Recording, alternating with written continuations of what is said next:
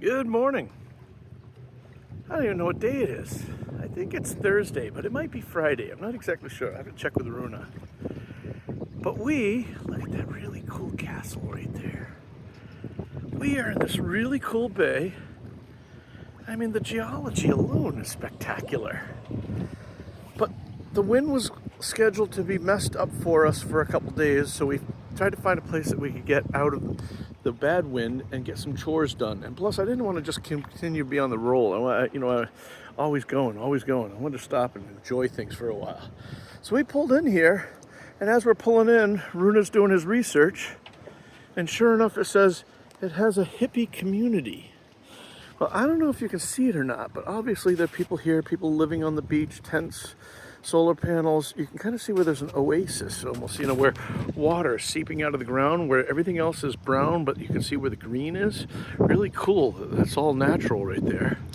But then if you look, and especially at night, you see all these caves, like even way up there, all the way over here. There are all these places that people have dug out, and they're all living in here. They're all hippies, I guess. Well, I don't know if it's proper to call them hippies or not, but anyway, all I know is that we haven't seen too many wearing any clothes. So we're gonna go with clothes on because I don't know that we're that brave or so well endowed that we want everyone to appreciate anything other than the size of my belly. But yeah, no, it's pretty cool. So we anchored up here, and then the wind switched, and we fell into these. I think we're supposed to be on the other side of the yellow balls, but we've fallen in on this side of the ball, and hopefully it's not a big deal. Now there's a mystery going on over here. See these ribs with all these, the rigid hull inflatable boats? There's all these people like loaded up with locals or tourists, and they all go over here. And Runa's been over there while I've been working. Runa went over there and he checked out, he says there's some really good snorkeling. And then I was thinking maybe they're checking the geology out, but we can't figure out. I was like, Runa, is there a cave over there or something like that? You'll see all these boats over there. So maybe it's just a really good place to snorkel. But I suppose when we go ashore, we'll ask questions and get more answers, hopefully. But I kind of feel like we're missing the party because we don't really know what's going on over there. But we got in here yesterday, and we did all kinds of work. We've been working on our second head. For those that have been following the channel may know, that's a good indication of what we've been doing. Those that have been following the channel will know that I switched to freshwater heads, and in doing that, we're supposed to relieve all this problems of limestone buildup. And I have a electric freshwater head and American Elegance head in the bow, and the day head, or Runa's head, I have a freshwater manual toilet, a conversion kit that we put in. That worked for a while, but now it doesn't work. And we've taken it apart 10 different times, we can't figure it out, called the manufacturer, nobody can figure it out. And then we looked at the joker valve, and the joker valve, for those that don't know, everything goes through one way, and then there's these rubber flaps that kind of close on themselves. And so everything pushes and it opens up and then it closes down like that. Well, I don't know, but I suspect that the rubber has reacted to Fabuloso. Only because anyone who has any Latins in their family or in their orbit will know that Latin women love Fabuloso. And I got a feeling that is what changed, because the joker valves that are supposed to be these two basically lips that come together like that, they're open a little bit, and when you move the pump it just goes and it's because that should be stopped, and it should pull water, pull stuff through the toilet, then the toilet flapper shuts, and then this one blows it out that way. And that hasn't happened. Now I have a whole bunch of extra joker valves because I'm ready to go, and I have them, and one valve fits almost all the toilets out there, and I have a whole bunch of these joker valves ready to go. And it turns out that this head uses a special one. So that's kind of a bummer. The good thing is that we have two heads, and so Runa has a place to go. We can use ours, but I don't really know how. We found one Raritan dealer in Palma de Mallorca, which we weren't planning on going to anyway. And we were thinking, well, and I went on, you know, the great thing is that if I could just get it on Amazon, I could have it shipped to an Amazon box and pick it up. But that's not really a thing that's available right now. So, you know, the Joker valve that I need is not available in Amazon, or at least not in Spain anyway. So the hunt continues. We're gonna figure out. We're gonna wait until it gets a little later when hopefully Raritan. You know, like right now, I think it's like 6 o'clock or 5 o'clock in the morning over there in New Jersey where Raritan is. But we're gonna go and take the dinghy over there and check things out. Hey, I've been telling you before, but look at this. Chrysalita's little babies. She got 2 little baby lovebirds, and she has to hand feed them for 3 more weeks. Lilo and Lily. And so she's all happy.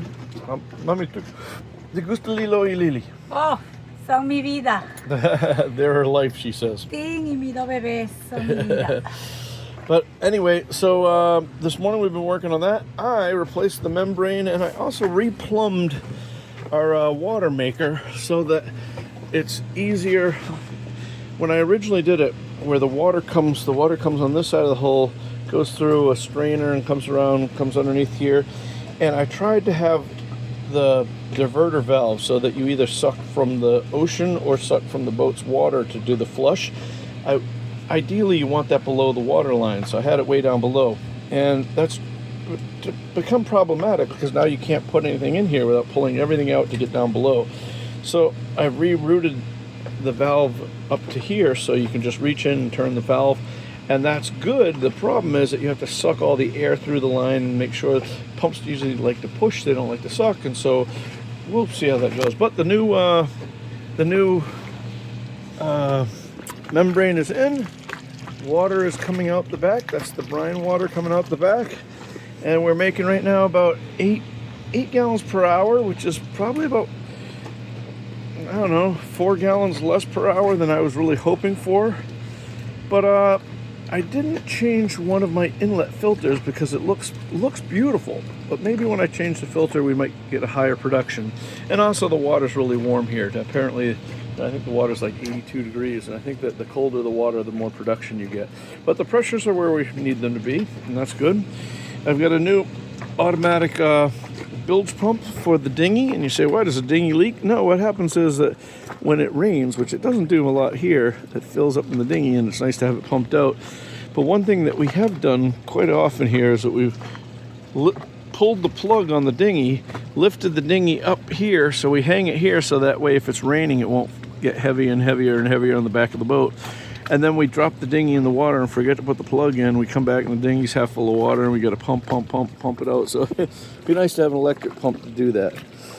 Anyway, if anyone's wondering, the way things are going right now, I'm making about 800 to 1,000 watts of electricity.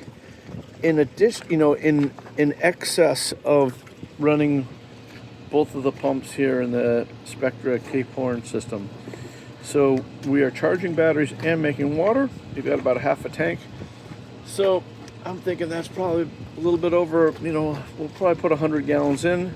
So we could run this thing for 12 hours before that's going to happen. So while it's sunny, my plan is to run it while it's sunny. And then at night we'll shut it off. You know, we'll flush it again, and then and get it all squared away, and then the next day do that as well. But that's about it. That's about all I got. Look at those little birds. She just fed them, and just like me, after they eat, they want to go to sleep. But it's funny, they didn't have a lot of strength to just like even stand up or walk anywhere. They still kind of waddle a little bit. Look at how they're all playing with each other. They're so cute. But now every day you can see they're growing more feathers in, and they're getting more strength in their things. They're flapping their wings to try to get some strength in there. It's kind of fun. Chrysalita's all excited about it. But where's my baby girl? ¿Cómo? Le voy a dar comida antes de salir para afuera. Okay. She says before we go, she wants to feed them before we go, because we're going to go up there. And like I say, this thing Runa walked up here and he said that it wouldn't let you in, but I saw a light on there last night, so somebody's in there. And the lights, you can tell everything's all with the solar panels. But the thing that's really amazing, I'm really interested to see, is when you get up there, you get way up. And you're like, I don't know if you can see all the way up here, way up there. There are people you can see have their laundry out up there, and I guess there's a thing over here. It says pub with a Route 66 sign. You can see all the solar panels there. So I don't know where they're getting their water from. I know I'm getting mine right here from the ocean, but it's been interesting to say the least. Our neighbors are a bunch of young kids sailing in with everything but clothes on. Then we saw the girl had clothes on, and or one of the girls, there's two girls and a guy. One of the girls put a stand-up paddle board in the water, and then took her clothes off to get on the paddle board to paddle in so that she'd land on shore naked. So I guess we're going to be the odd people out. But you could see there are kids and dogs and people with shorts on over there. So I think it's more of a thing that's like accepted. It's not like a nudist colony. I think it's just people that are very free-spirited and non-judgmental.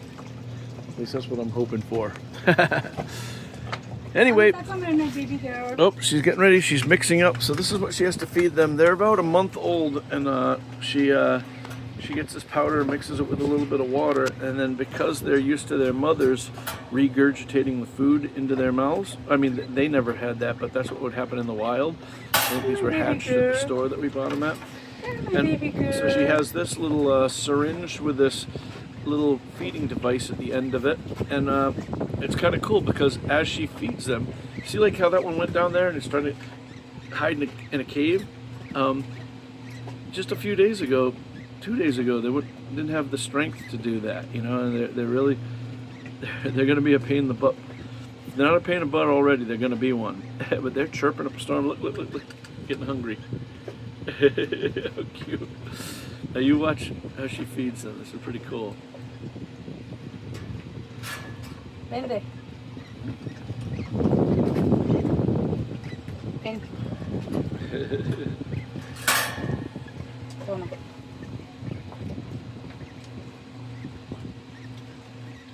A comer, aquí está. Sí, pero suave. So Chrysalida is the mama bird now. So She has to do this 3 times a day. And the birds hopefully will be imprinting on her. Suave, bebé. Now there's been a lot of people that have been wondering about how do you get these back in the U.S. Is it going to be issues clearing customs and all that sort of stuff?